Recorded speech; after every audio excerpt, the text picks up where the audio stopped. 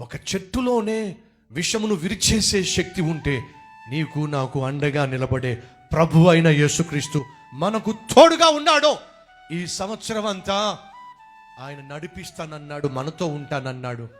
ఒకవేళ సైతాను ఈ సంవత్సరంలో మిమ్మల్ని మానసికంగా కానీ, శారీరకంగా కానీ, ఆర్థికంగా కానీ మీ మీద దాడి చేస్తే కృంగిపోవద్దు, భయపడొద్దు, నలిగిపోవద్దు, నిరాశకు చోటివ్వద్దు.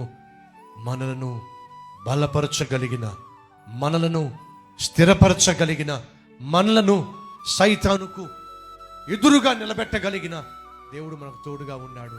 వెంటనే ఆయన ఆశ్రయిస్తే, వెంటనే ఆయన కనికరమును కోరుకున్నట్లయితే అద్భుతంగా దేవుడు ఈ సంవత్సరంలో నీకో జయ జీవితాన్ని ఇస్తాడు, ఆరోగ్యాన్ని ఇస్తాడు, ఆర్థిక బలాన్ని ఇస్తాడు, మానసికంగా స్థైర్యాన్ని ఇస్తాడు.